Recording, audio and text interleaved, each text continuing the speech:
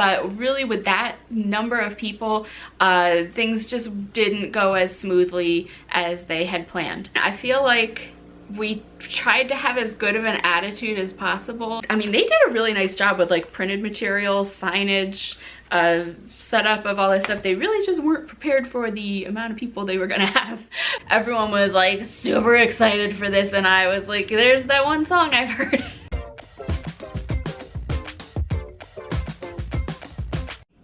Welcome if you're new, or welcome back if you're returning to my channel. A lot of you may have found me because I was a former LuLaRoe consultant, and I've been doing kind of a series over the last couple years about my experience during my time with that company, which was from 2015 to 2017. So one of the big highlights of my time with LuLaRoe was going to the 2016 LuLaRoe convention, which was held in the town with their headquarters, Corona, California. So to back up a little bit, in 2015, around the time that I was joining, their convention for that year was taking place. And actually that was maybe like within a couple weeks before I joined. They always hold it in July, and I joined at the end of July. So I was really interested and following along with like a bunch of consultants and the LuLaRoe hashtag on Instagram, seeing what was going on at that convention, because it just looked amazing. Like, they rented out a whole beach, they got to go in the warehouse and pick their own items, they got free samples of the new styles that were rolled out. It just looked like a really amazing, like well-run, fun experience. And like, for all I know, it was a mess for the people who were actually there, but for me watching from home, it looked really fun. So that was kind of like one of the things maybe that kind of clinched my decision to join the company. It definitely looked like it was fun and worth the travel and expense of getting there. I'm on the East Coast, and this event is always held in California. So another thing that convinced me to go to this convention was, I think in May of 2016, I attended a local, like, smaller training event that they were put on. They kind of toured around the country and did these, and that event was also really well run. It was fun. There was like really good speakers and good topics. So attending that, some of the other girls who were there with me, and we were all saying, you know, we were a little nervous about flying to California for a convention, and we don't like crowds, and we didn't want to mess with that, but this was really good experience locally, and so I think that going to their national convention would be worth it. So July 2016 rolls around, and I am going to convention. I have my plane tickets. We have kind of a general schedule, or I guess packing list of like the types of outfits and things that we need to bring, and it was actually really difficult to pack because obviously this is like a fashion thing and you wanted to bring all your coolest and best clothes and outfits, but also there were specific things we needed to dress for. Like, during the days we were supposed to be like business casual, and then we had like a beach night, a pool party night. Obviously you'll just want casual clothes for like hanging out and traveling. Plus, you know, if we're flying, you need to kind of pack light, or at least consider what you're taking because of luggage limitations. So it was actually really challenging for me to pack. One of the things that I did was I planned out my outfits. This is actually a good packing tip for anything, but I planned out my outfits and tried them all on in front of the mirror and took pictures of them so that I could kind of refer to them as far as like what I planned to wear for each day. But yeah, I usually, if you've seen some of my other videos, you know I'm really into packing and like planning out outfits, and for me, this was just like a super challenge because of the extra pressure of being in like a fashion environment where basically everyone was going to be judging each other's outfits. So for the experience, I've kind of broken it down into 4 days. I had a travel day, and then there were like 3 days of the actual event. So my travel day was Wednesday. I flew from the East Coast to Los Angeles by myself, got to LAX, met up with another girl who was on my like overall team who was flying in from Chicago, and so she and I knew we were going to be arriving around the same time. We met up and got an Uber together and took that out to Corona.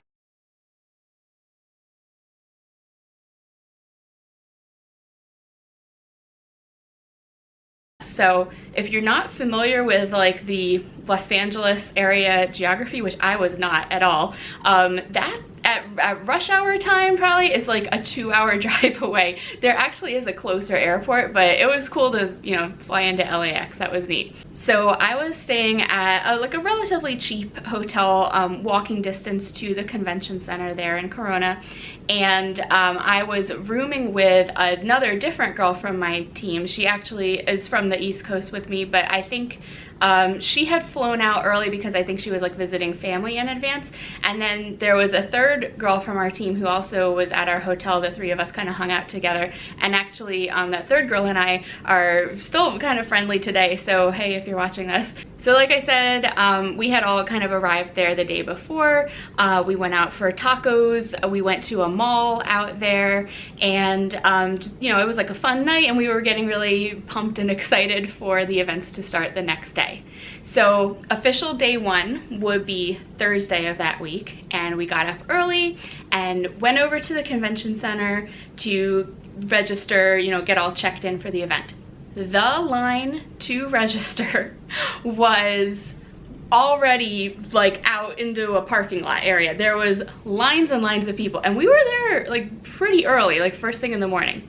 So there were actually 2 lines going on. One was if you wanted to go in the like convention store, which if you've been to any convention before, I guess at least direct sales ones, there's usually like a store where you can get, you know, t-shirts and exclusive things and swag. So there was one line for people going to the store. There was another line for people who were just registering, you know, getting your name badge and getting checked in. So we decided, you know, we'll line up to be checked in because it seemed like you should take care of that first. So we're in the line, we're in the desert, okay? This town is in the desert part of California.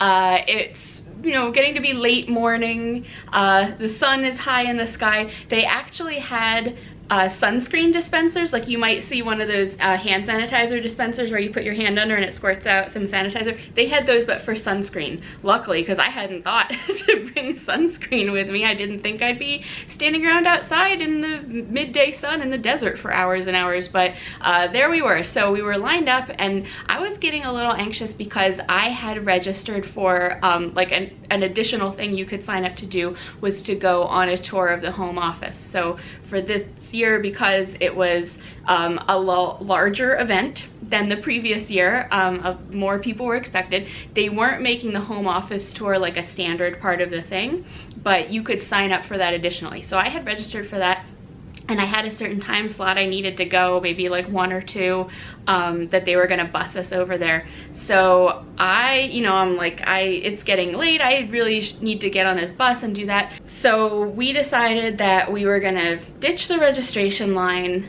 try to grab a quick lunch, and then go on this home office tour. So we're at a convention center, and you know, convention centers usually have like some kind of food carts or food court or something. They were not ready or expecting us to be there that day. They had one small booth in the middle where I think people were getting coffee, and they had like a couple packaged like salad and sandwich things. So luckily, because we were some of the first people who thought to do that, we were able to get a little quick packaged lunch from this booth. In fact, I think they didn't even want to let us in, or like they didn't want to sell us food, and we were like, look, we gotta go, like we're leaving. So they did sell us some food, so we ate a quick lunch and then went on this home office tour that we had registered for. So that was actually pretty cool, and I think they moved out of that office shortly after this event because, you know, they kept expanding, but you know, it was a very colorful office, lots of clothes and mannequins everywhere. We got to see Deanne Stidham's office, the founder of LuLaRoe, and she would film like a lot of videos and things from there, so we got to see that kind of setting in person. I think we got to see a conference room, and of course we got to go in the warehouse, not to pick items, but we kind of walked on like a walkway above where you could look down into the warehouse and see how all that worked. So that was neat. Our tour guide was this guy named Josh, who I think was in like the accounting department or customer service. I actually still follow him on Instagram, so I think he's doing well, but he was like really super fun, and he wanted to get selfies with everyone who was on the tour. He was a really fun guy. But basically, you know, everything was in like the LuLaRoe pastel colors, lots of white, and yeah, we just got to kind of tour through everybody's offices. So after that, we got bussed back to the convention center, got back in line to try to check in for this event, made friends with the new woman who was now in my new place in line. I think she's from Minnesota, and I think we're still friends on Instagram. And in the time that I had been gone, they had brought out like fans and like water misting machines. They were handing out bottles of water. They handed out fans, Deanne fans, which like, why did they have these made up? I don't know. We had heard that some people had passed out, like ambulances had been there because people were passing out from the heat. I think they had brought in food trucks, or maybe like ice cream trucks or something. They had kind of called them in, and you know, like the situation had changed dramatically since we had been there in the morning. So I did eventually get to the front of the line and register. Oh, there was also a lot of problems with people registering, like who had signed up to be there and flew to California, and like their name was not on a list. So luckily I was on the list. So for registering, I got a name badge, which I'm just covering up. It has my name and my hometown, you know, with like a little lanyard strap. And we got, of course, our program booklet, which I'll go through as we get to the upcoming days. And we got a tote bag, and maybe we got some other things like a bottle of water or like a granola bar or something, but you know, we really didn't get like a ton of great swag for going to this thing. So that night, the event was like a welcome opening night party at this place called Splash Kingdom, which is a water park out there in, like, you know, the middle of the desert, California. And it actually was really cool. I think it was all like Egyptian kind of themed, or there were pyramids. I'm not sure if they were Egyptian or Mexican pyramids, but it was a really neat park, and it was actually really cool because they had rented out the whole place just for us. They had like a whole field of food trucks. I got to try In-N-Out burgers for the first time. I tried an acai bowl for the first time. They had a concert like with a band and stuff. I think they had one guy who worked for them who had started, like he tried to teach everybody in advance a certain dance. So they had him do his dance thing with like this whole crowd of people doing it. That was really cool. But that night actually was really, really fun. It was kind of all downhill from there. So I think, oh, and also you had to get your own transportation out to this place, which again was like an hour away from where we were all based. So like if you didn't have a car or know someone with a car, you had to figure something out. So I think a bunch of us had like squished into a car together to drive out there. So eventually I guess we got rides back to where we were staying. I think the girl that I was rooming with, she and I got cheese fries like at the diner connected to our hotel, and so that was like a fun night. So day 2 was Friday, and it started with what they call general session, and it's basically, you know, like people from the company coming out and speaking. For this one, they actually had Simon Sinek, who you might have heard of. He's done like some popular motivational speaking kind of things. You might have seen his Lone Weirdo video, and he has a couple, Power of Why. He's written some books. I don't know, people know him. Deanne and Mark Stidham came out. They were speakers. There's actually in this little booklet kind of like biographies of all the speakers. So we had Deanne and Mark, Simon Sinek, and then we came to the middle part of the day was kind of like you could put together your own schedule. So they had a lunch market, and then there were also different sessions that were going on, and you could kind of go to whichever ones you wanted.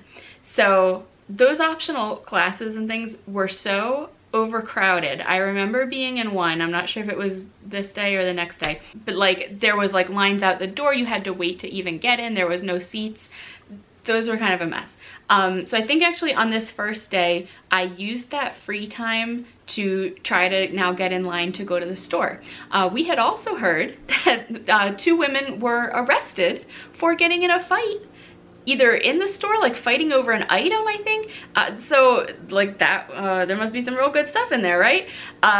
Just spoiler alert, I never got into this convention store. So I had tried to get into this store, and I think I had also tried to get lunch, but they ran out of food. Okay, so they had like a lunch market set up where everyone could go get some packaged thing for lunch. They were feeding us. They ran out of food. And I think what had happened was people grabbed multiples, either because they were getting them for other people or they were just being greedy and took a bunch of stuff for themselves, but they ran out of food like instantly. So while I was waiting in line to go to the store, we saw someone wheel out a cart with like 3 salads on it, like to take over to that lunch market, and we like stopped them. We were like, can we get those salads? Because I think one of the women who was waiting near me had like, she needed to eat. She had like a medical reason that she needed to eat. So we got like a couple salads off of this cart. But yeah, so I never got into the store, and I didn't really get lunch that day either. So then there was like an afternoon session of the conference. That was when we had Patrick Wingett speak. He was like the head designer for LuLaRoe, and Dan Kang, who is from My Dyer, which was their the company that ran the places where the pieces were produced. So you might have heard of this company because they're now in like major lawsuits against each other for like hundreds of millions of dollars. This was before all that, obviously. And that actually was probably the most informative part of this whole event, because we really learned about like what they were doing with sustainability and like how things were actually produced. I think it was around that point that they announced that like the top level, mentor level people were going to get a trip to Central America or Guatemala, where they were producing a lot of these things, and get to go on a tour of those factories. So that was actually really informative, and like they had a good video that I was able to share back to my customer group and show them like, you know, here's how this stuff is getting made and here's how it's being done sustainably and all that, because you know, that's something that people probably were concerned about with it being sort of fast fashion. So that was actually really interesting and good. So I think it was that day that they had announced the Carly dress, which is that kind of like A-line like swing dress that's like not attractive on almost anybody unless you belt it. They had actual like live models set up at one point, kind of like out in the lobby area of the convention center, and you could like, you know, take pictures or see how it looked on people. And so after the afternoon sessions, everyone got to go outside and line up again in this tent to get one free Carly dress in your size. So you had to first, you know, figure out what size you were, and you know, people were trying to figure out like, do they run large or small or whatever. I think we know now that they run like 2 sizes large. So you want to like size down too. But at the time, no one really knew what size to get, and you had to just pick a line for a size and go in it. And you didn't have any say over the color or the pattern. I think they only even had it available in a couple patterns at that point. But anyway, so we all line up and go get our free dress. And then after that, like teams were supposed to organize things to do on their own. So my team, which is like my sponsor and like the next girl up from her, they organized something at this like pizza restaurant, which again, we had to get our own rides there, I guess. And we just had like a pizza, you know, dinner kind of event, and got to meet each other and see each other, and that was neat, I guess. Okay, so day 3, the final day of this event, started again with a general session. It looks like the speakers were like some of the top consultants and their spouses. Then we go to that kind of open time where you can have lunch or go to some of those other classes. So I did get lunch on this day because they really cracked down and made sure that everyone in there only took one of everything. Even then, there was like very limited options left by the time we got in there.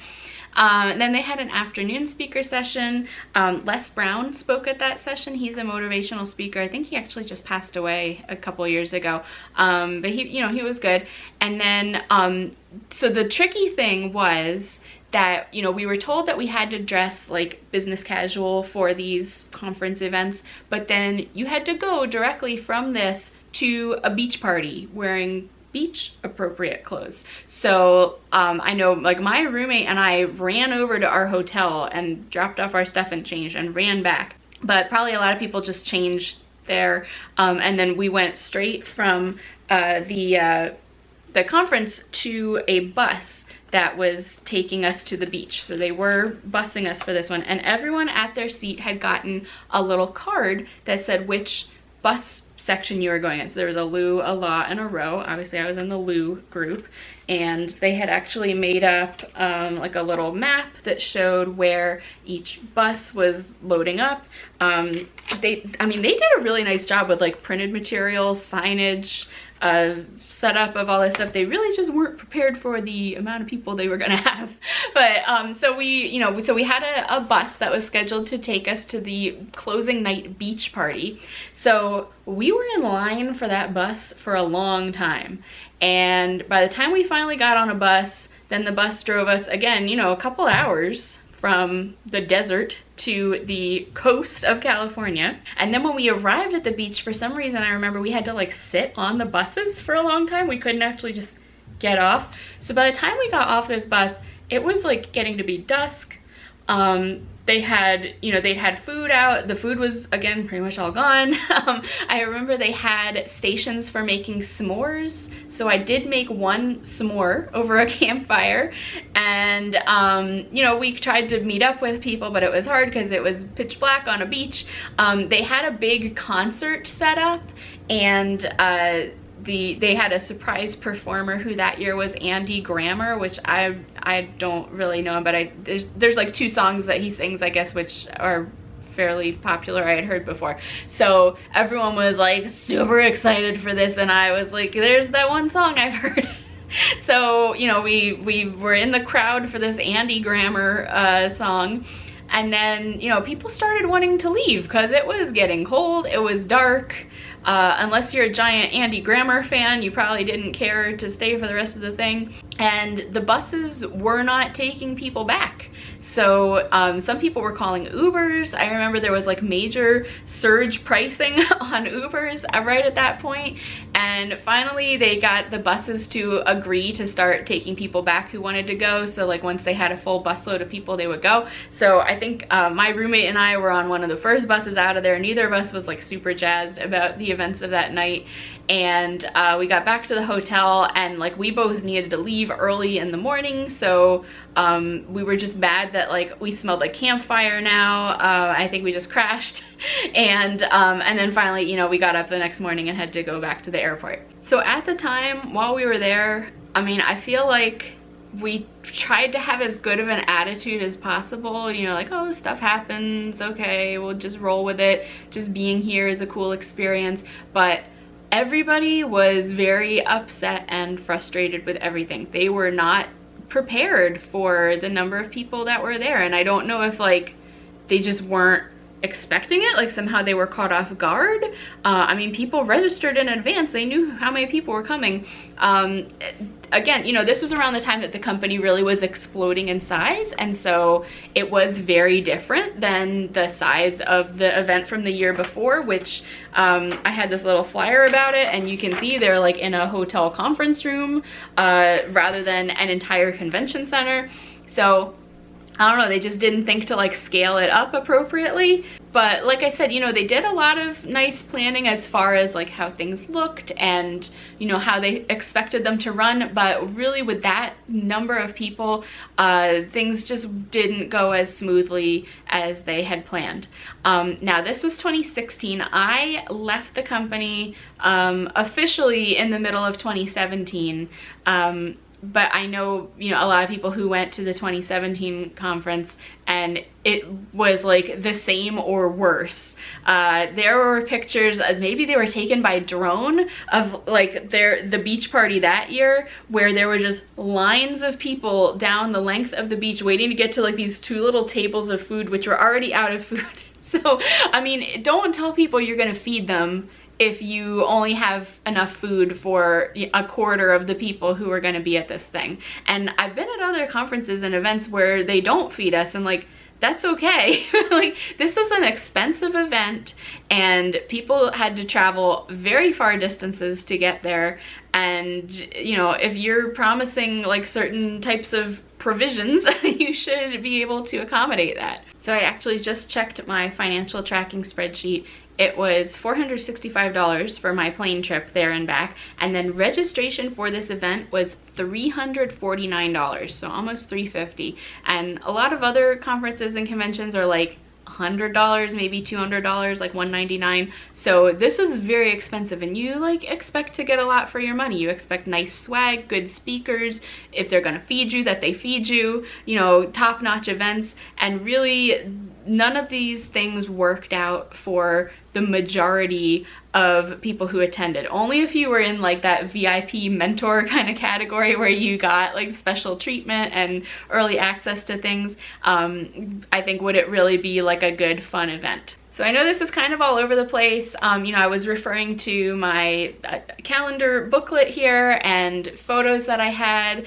I kind of made some notes to jog my memory, but you know, I've put this behind me, so I had to refresh my memory. But hopefully you found that interesting. Again, you know, I left the company within a year after this, so it obviously didn't encourage me to stay. But hopefully you liked this. If you did, please do give it a thumbs up, subscribe to my channel, and let me know what other LuLaRoe you know, history you'd like to hear about, and I will see you next time. Thanks for watching. Bye.